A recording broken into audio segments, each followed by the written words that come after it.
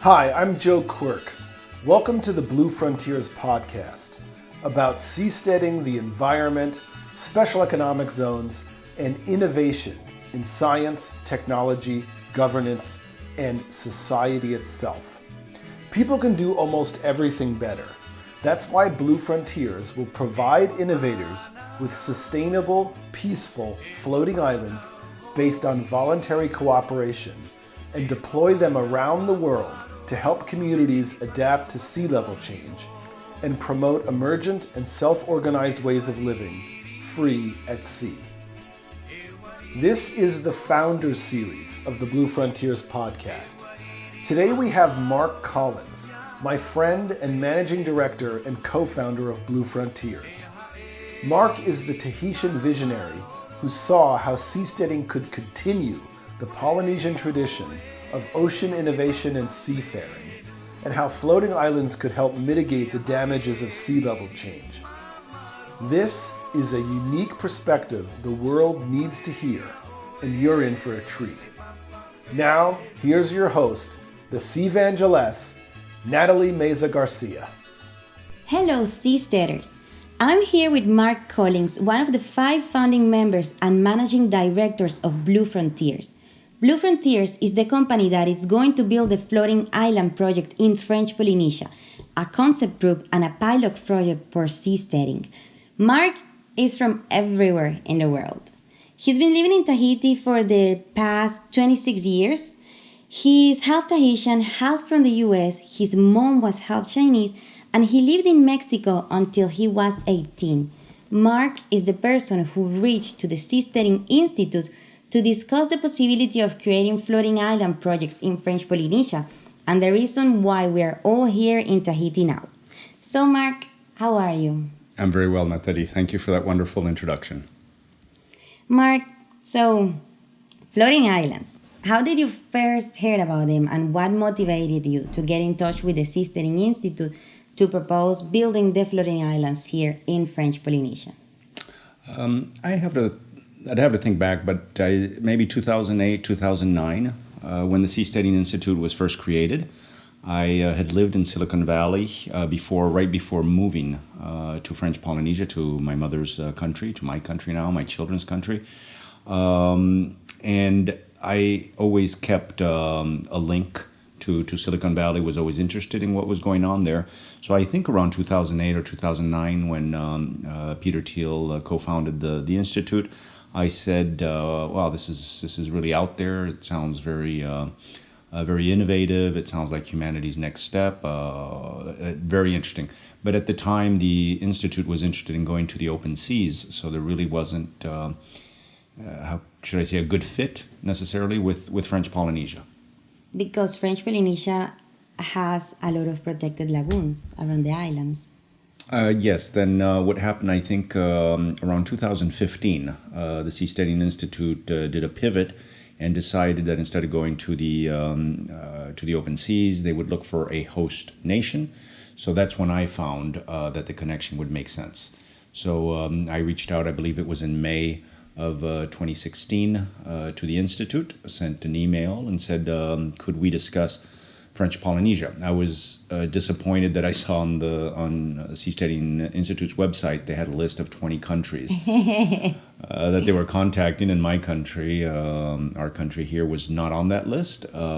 So I guess my first job was to represent my country and to say why I thought that we would be the best potential host nation. And here you are. And here we are. So how has this process been? Because you're the person who has been in Tahiti all the time and you've steered everything from here, from Tahiti, and you have mediated between Blue Frontiers and the government in French Polynesia. So what has this process been? I ask myself the same question a year later because I feel that we're doing very well in terms of government support and acceptance. And if I had to point to one thing, I would say transparency between the parties, both parties, yes, and trust. In order to get to where we are today, we had to get two things from the French Polynesian government. The first was to get a letter of support, or at least of invitation, let's put it that way, from the French Polynesian government. So that was important for the Institute to see that French Polynesia was serious about this. Yes. So obviously that took some time for the government to do its own due diligence and think about what the implications would be. So that was the first step in this process. The second was when the government was introduced to the concept. So Seasteading came with a delegation of 9 people. We went to the islands. We presented for 2 hours in front of the president and most of the cabinet members. Yes. And the outcome of that was, let's move forward with a memorandum of understanding. And it's a very interesting document where you see both French Polynesia's ambitions around the project as well as the Seasteading Institute's. Yes. So what counted, I think, is that we had the right people in place on the government side who were open.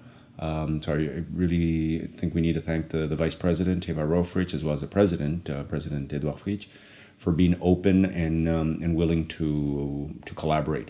So the process took, I think, 2 to 3 months. So the document was open to several ministries. This wasn't just driven by one department, whether the Vice President or the President. It was open to several ministries, several lawyers in the government. And finally, after 3 months of trying to understand what each party's views were, whether it's French Polynesia or the Seasteading Institute, we came to an agreement on common language. So the memorandum was signed in January of 2017, so nearly a year ago. Nearly a year ago, we are celebrating the almost 1 year anniversary of the Memorandum of Understanding 2 days ago. That is correct.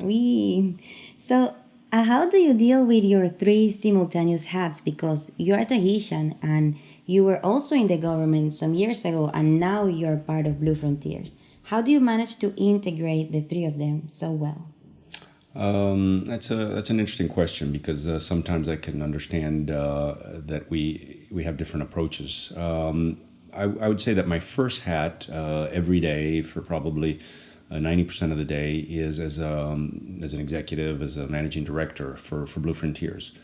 When I put on the hat of Tahitian Polynesian is when some of these decisions, some of these strategic directions are more complex. It's not just a simple matter of a financial decision. It's more ethical. Yes. It's more about fitting with the values of the law. And that is when I am maybe taking off part of my hat as Blue Frontiers and more as, okay, how do I feel as a Polynesian? Because ultimately, for the project to work, I guess I'm like the canary in the mine. Meaning as a co-founder and managing director at Blue Frontiers, I can also be an indicator to my partners that, well, this could be an issue, and if I see it as a Polynesian as an issue, maybe others, whether it's in government or other key stakeholders, could also see it as an issue. Yes. I've actually seen that the message of Blue Frontiers is crafted very delicately, precisely because you always have to take into account all the different parts that make this project so complex and at the same time so beautiful. So I know that everybody anywhere in the world knows French Polynesia for its overwater bungalows, and everybody wants to come to French Polynesia, to Bora Bora, to Tahiti, mostly or many of them to celebrate their honeymoon or simply to come on vacations. But I know that there are additional reasons that make French Polynesia resonate on people's heads worldwide, and this is how much islands of the Pacific are going to be affected by sea level rise. This was actually what led the French Polynesia government to sign the Memorandum of Understanding, because there they mentioned the Tapuatapuatea, the Pact, Polynesians Against Climate Threats Pact, where leaders of Pacific Island nations gathered together to act with specific actions against the extreme climate instability and sea level rise. So I know that there is a deep concern in you for the future of your country, because at the same time, the beautiful geography that makes people want here to come and celebrate their honeymoon is also what might lead to very big and important problems in the future. So, what worries you so much? That's a great question, Nathalie, because I served under two different administrations. I was a minister in the French Polynesian government, and I can remember this was 2007 and 2008. I don't remember a single instance where extreme climate or sea level rise was mentioned, and this is just a decade ago. So this was not top of mind at the time. Maybe the international community and the scientists and the research wasn't all there. Yeah. But I have to say that in the last maybe 3 to 5 years, and it all culminated with this big event at Tapu-Tapu-Atea that you mentioned, the Polynesians Against Climate Threats. President Fritsch took a very proactive position, which is to say that yes, we recognize that climate change is real, that sea level rise is affecting us, that it affects our culture, our way of life, our future. And therefore, we as Polynesians, so it was signed by the leaders of the Polynesian Leaders Group, are wanting to be proactive. We no longer want to just say we're suffering from effects that are not of our making. Yes. You know, we are basically the smallest contributors Yes. to sea level rise, yet we are the first, we're at the front lines of sea level rise. And I thought that was a very interesting document. So that was signed in Raiatea, Tapu-Tapu-Atea. And I think that marked the first time that Polynesians really wanted to have their voice heard. And the timing was very interesting. So I believe it was July 2015, a few months before COP21. And my understanding is that that document ended up influencing President François Hollande of France to include for the first time notions of the oceans and sea level rise, acidification, extreme weather within the COP21. So there, for the first time, this voice from the Pacific of a people, you know, the Polynesians are linked by culture, history, blood, Yes. was heard at the highest levels at the UN, in Europe, worldwide. So I think this is the big wake-up call for everyone, is to say, okay, this is real.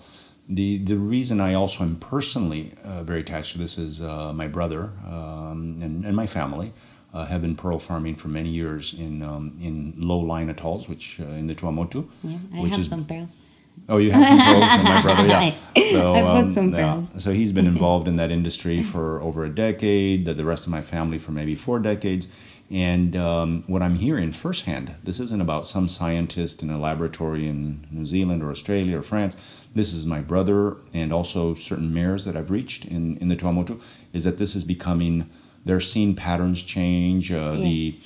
You know, when you want to know if things are changing, you ask the fishermen who've been around for, many generations, and their great-grandparents told them when to fish for this fish, and when this happens, it means this. And it seems that patterns have been disrupted. It means that there is some change, and a lot of people misunderstand. They think sea level rise means, my land is going to be submerged, and for that to happen, it's going to take, hundreds and hundreds of years.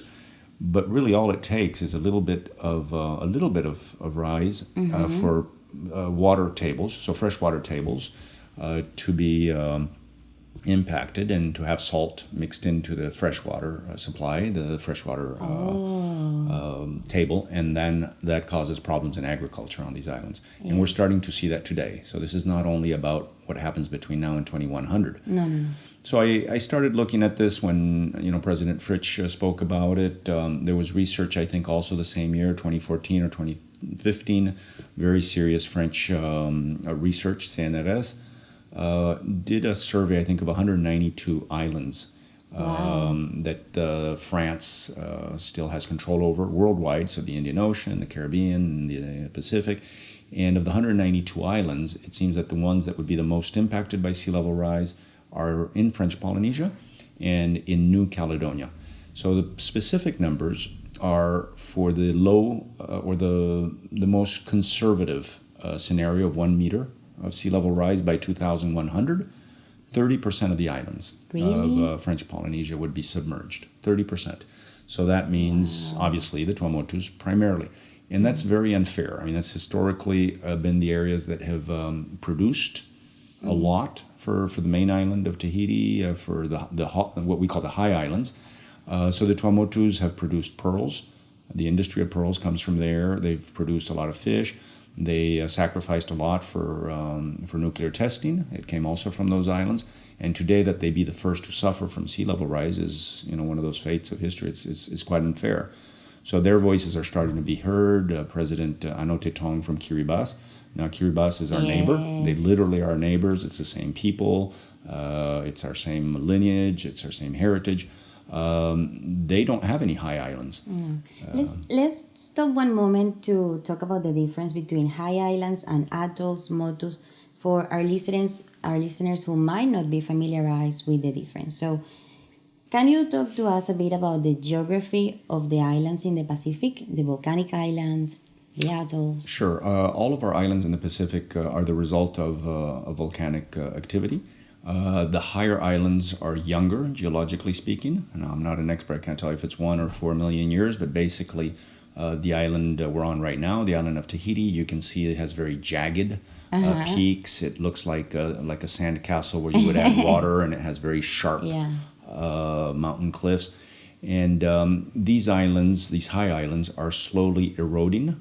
And ultimately, in a few million years, they will look like the island where my brother is, which is Takaroa, which is just a ring of coral. So in the middle of an atoll, you have just water. So usually between 8 to maybe 20, 30 meters, 40 meters of depth.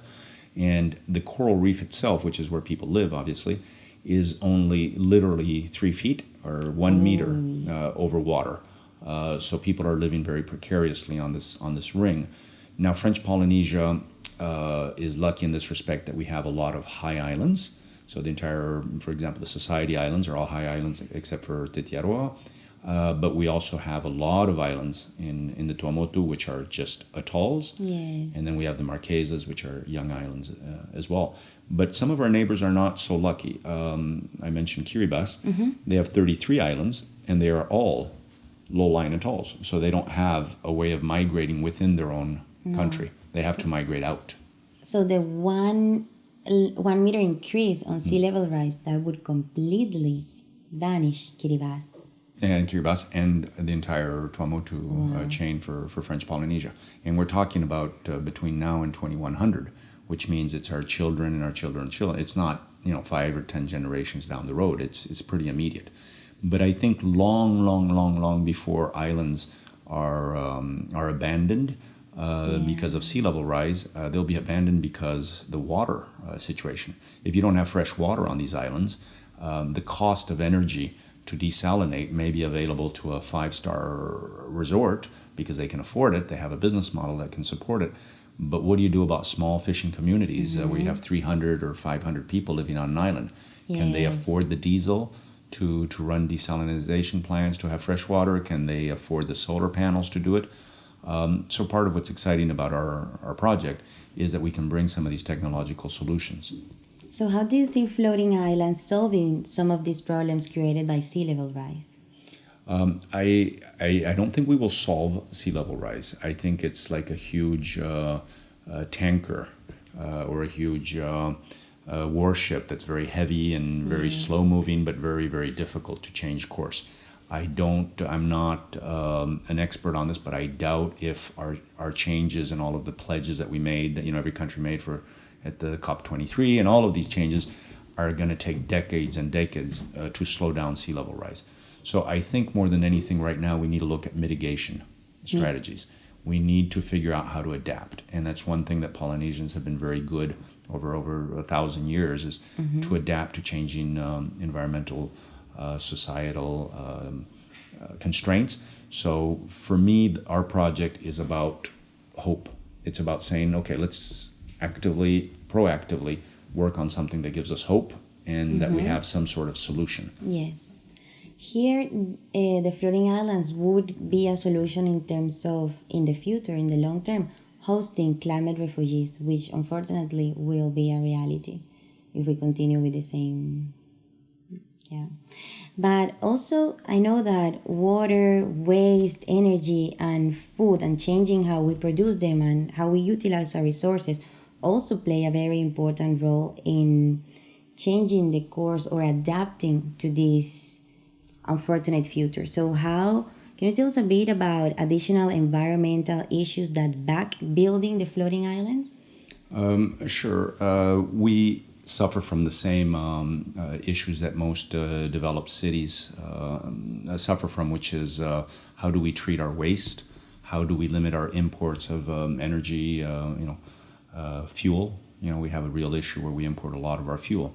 So where the floating island project is very interesting, and I think this was understood very, very early on by the government, and it was actually one of their requests, was that we share technologies. Yes. So if the idea is to create a self-sustaining and sustainable floating island with 100% renewable energy, 100% of the water production from the lagoon water, from rain catchments, from all sorts of strategies, works, and wastewater treatment and even solid waste treatment, if it works for a floating island, it very obviously would work for a normal island.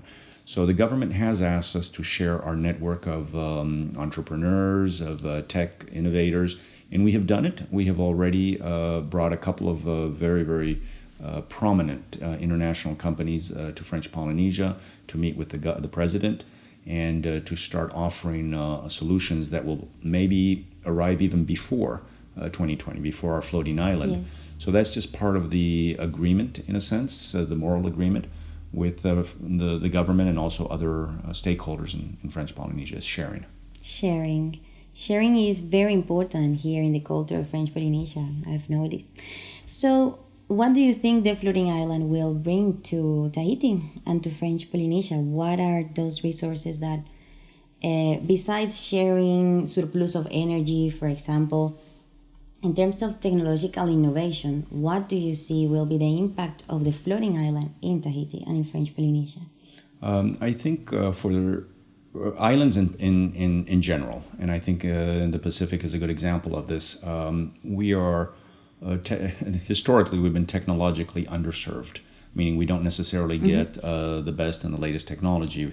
There's a joke that some of the islands in the Caribbean and some in the Pacific, when you drive through them, you see some very vivid and colorful paintings, houses, Oui. and so people think, oh wow, you like all these colorful colors, and until tourists find out, well, it's the leftover paint from other nations that say, okay, we couldn't sell this color, why don't we send it to someone who may buy it?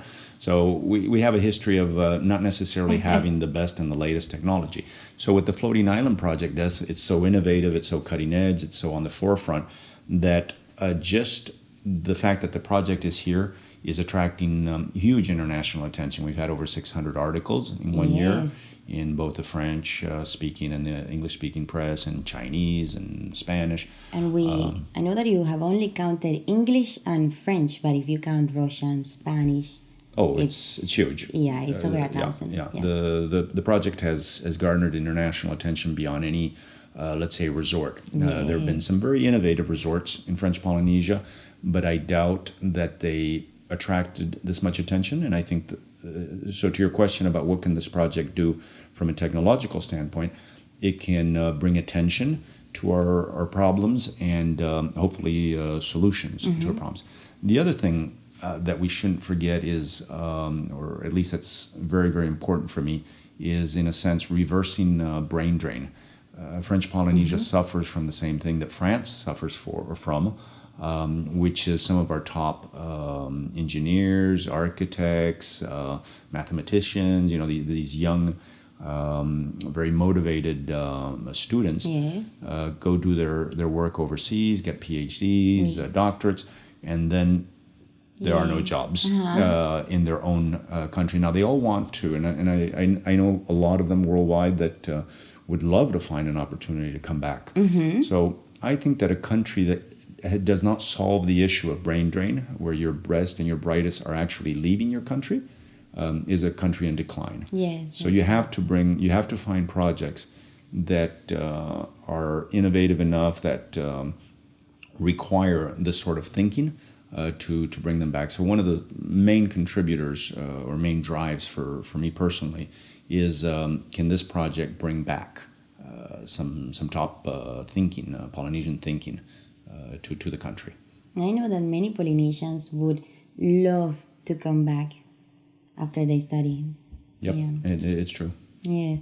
So I really hope that even after new type of technological hubs are created here in Tahiti, we don't lose the colorful houses, because it's one of the things that I like the most about being here. But okay, so why would someone come to live in the floating island?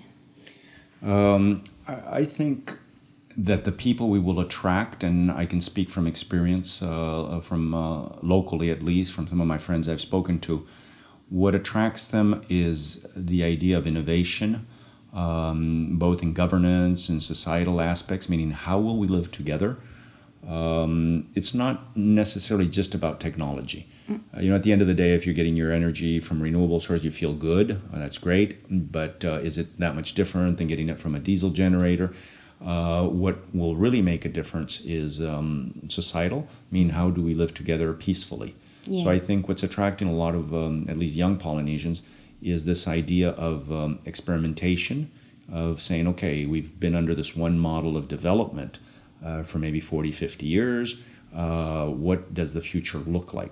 In a sense, I think a lot of people will be attracted to the floating islands by saying, this is like what living in the future is going to be like. Uh-huh. And what's interesting, at least one of our ideas, is that the governance of these floating islands would be done by the people who actually live there. Mm-hmm. And I think this can be very innovative. And I think that's the main attraction, is governance and societal changes. I agree with you. So will you move? Will you move in a floating island? Not only do I plan to be on the first, but I also want my son, who's going to be 15 in 2020, to be the youngest and one of the first Polynesians to inhabit these islands. So yes, the idea is to actually live on them and try to find new ways of collaborating. I think it will be about creating a community that is transnational. It's not about one where you happen, what do you call it, the nationality lottery. Yeah. I was born in Colombia, I was born in Mexico, I was born in the US.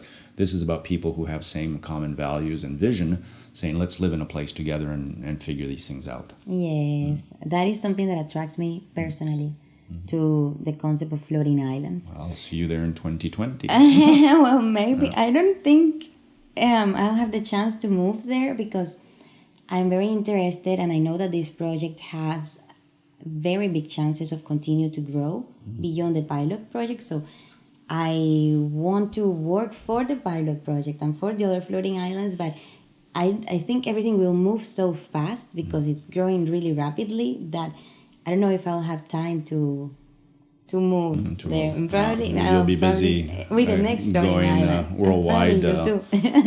evangelizing the message. But definitely I would come for a few months.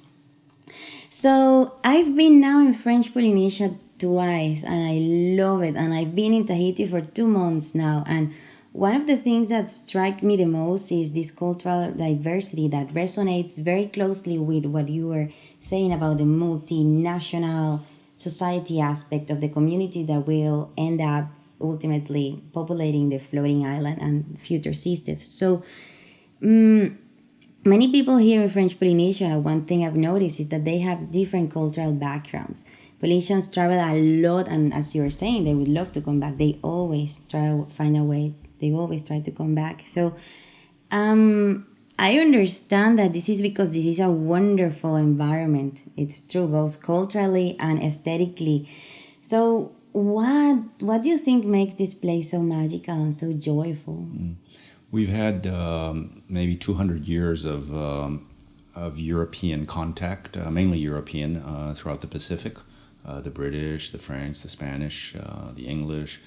The Germans. And throughout this 200-year history, you get the sense that Europe viewed the Pacific as the happy people. Rousseau talked about the Pacific for his thesis on how humans are naturally, meaning joyful and good-spirited. So there's just a long history of trying to figure out what exactly made these islands special. I think obviously you have to point to nature, to the fact that nature is very bountiful. The fact that there's a lot of debate about this with anthropologists, but I tend to believe that the work day for a Polynesian pre-contact, pre-European contact, was probably 2 hours a day, meaning in order to feed your family, you literally at the time you probably could go out fishing, and in 5 to 10 minutes you would have enough fish for your entire family. You would have to go tend to your garden, but probably 20 minutes to an hour you had enough, to feed your family as well. So I have a feeling that one of the aspects is that if you've covered, Abraham Maslow's, pyramid of needs and self-realization at the top, and, having to take care of your basic needs, I think that nature provided Polynesia and the Pacific Islands with a very easy and comfortable place to live. We don't have harsh winters, so you don't have to prepare. I mean, we don't live in Siberia, where you better be ready to have your wood, your food stocked. Yes. So here our refrigerator was the lagoon, so you don't need a refrigerator. You just go out and you just grab a fish. You didn't need, our seasons aren't so drastic. You have mostly a wet season and a dry season, yet there's abundance. So I think what you see in French Polynesian and Polynesian people is the result of abundance, is a result that if nature is so bountiful and nature takes care of you, maybe you have a more open heart, maybe you are more open to foreigners and to sharing. It's obviously easier to share with someone if you have a lot.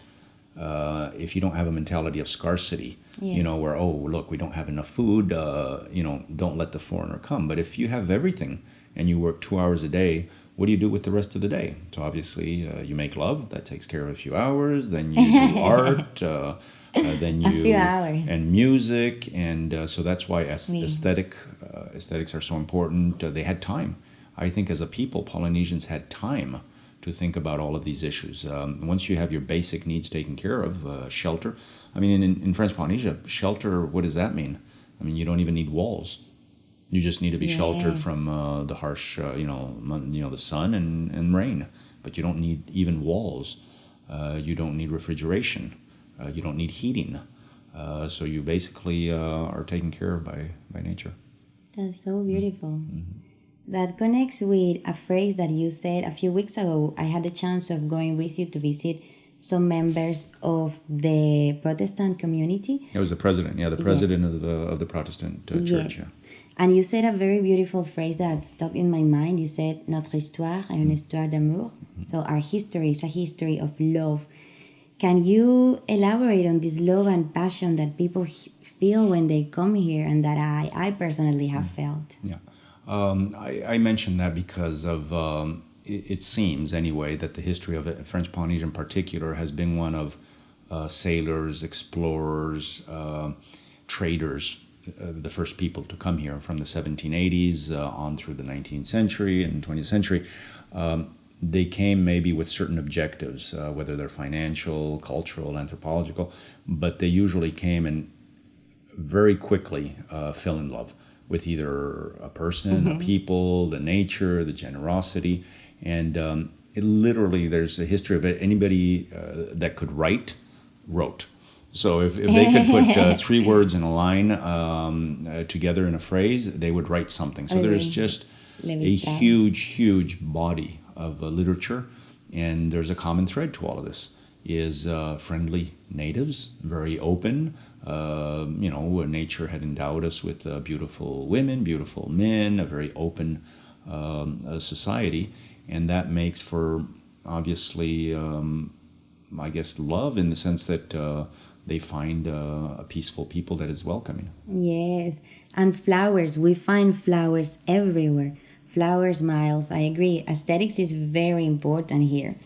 Aesthetics and beauty.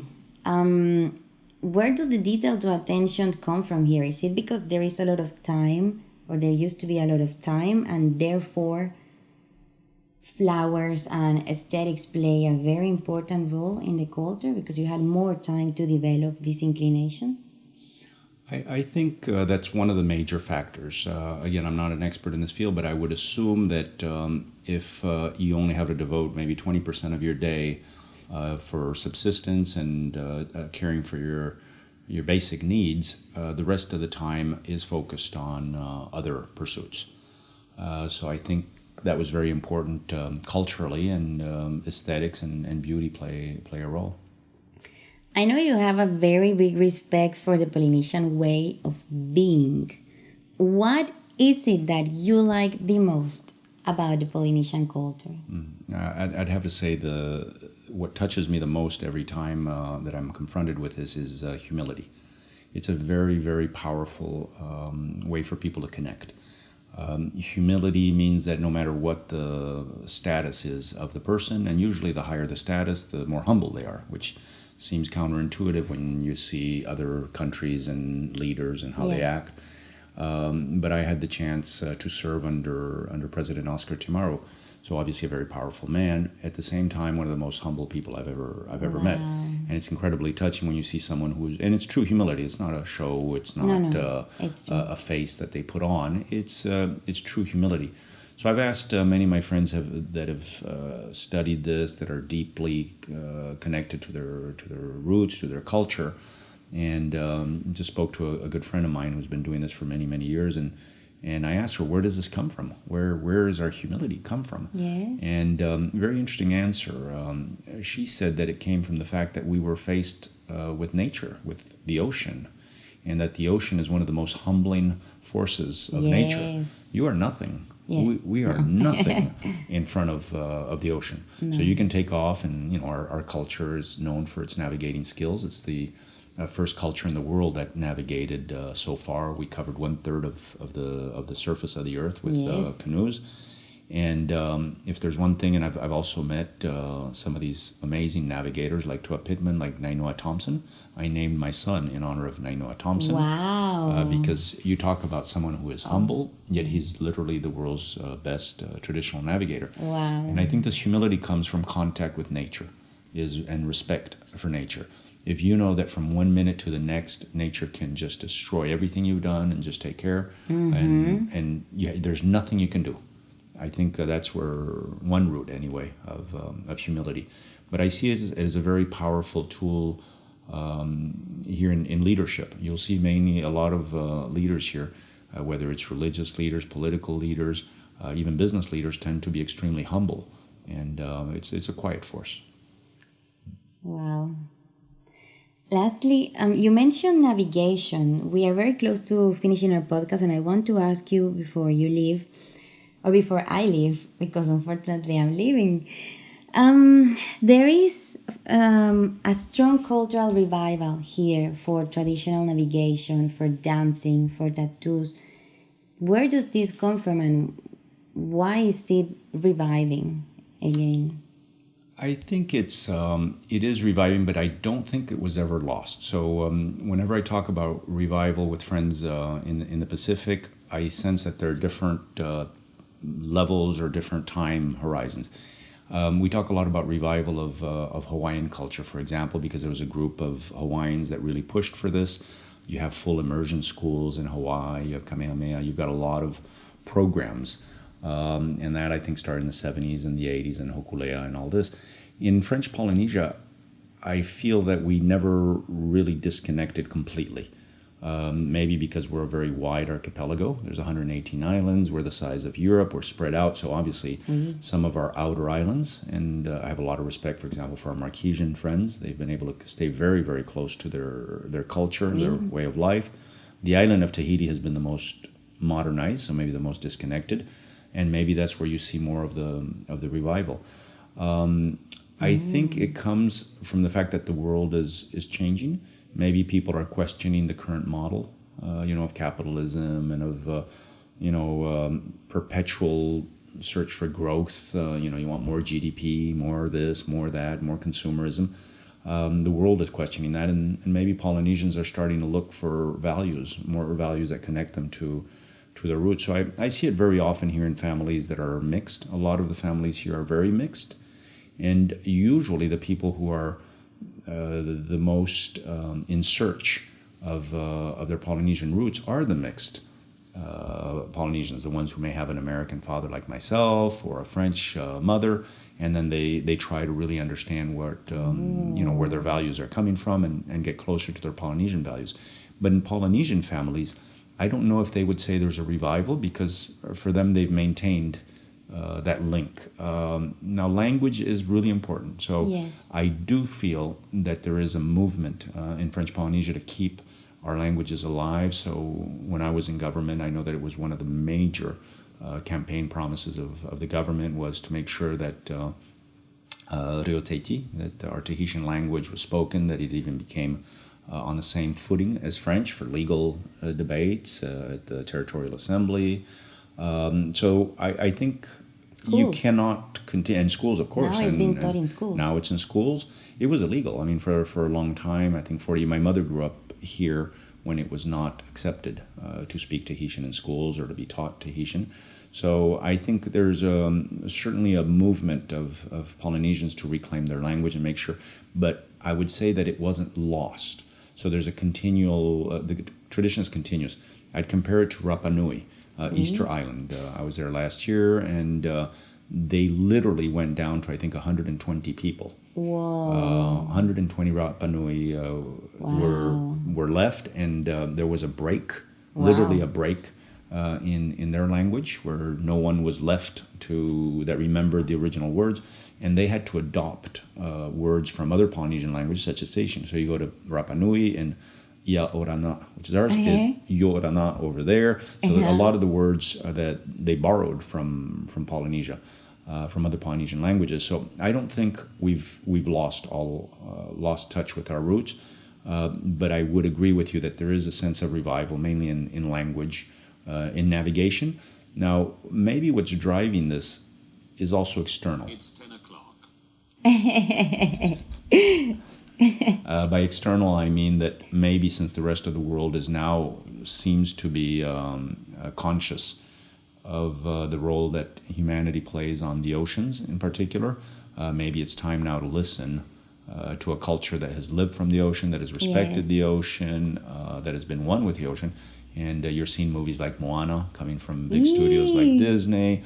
You are seeing more and more campaigns around saving the ocean, more and more influential either politicians or just celebrities endorsing ocean programs.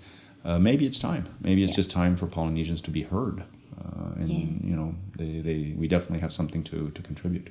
Definitely, Mark. Well, thank you very, very, very much for being here. Thank you, Nathalie. I'm very happy that you are the Polynesian link here between the Silicon Valley culture and the French Polynesia government, because I do see that you embody many of the leadership traits that you describe that Polynesian leaders have. So it's been amazing to be here in French Polynesia and spending time with you, and thank you very much for being here today. Well, thank you very much. The feeling is mutual, Nathalie. I've had the last 2 months to get to know you better, and thank you for all of your support and your generosity. Thank you. You have a home. Yeah. Thanks for joining us on the Blue Frontiers podcast. To learn more about our work and find out how you can support the project, visit blue-frontiers.com or visit our social channels. You can like us on Facebook, follow us on Twitter at Blue Frontiers, or shoot us a note via our website. If you learned something and enjoyed the show, tell a friend or leave us a positive review on iTunes or wherever you're listening. Don't forget to subscribe to our show and remember to join us for the next episode. See you next time. Our closing tune was written by Metua Heimatari, Mata from Tahiti.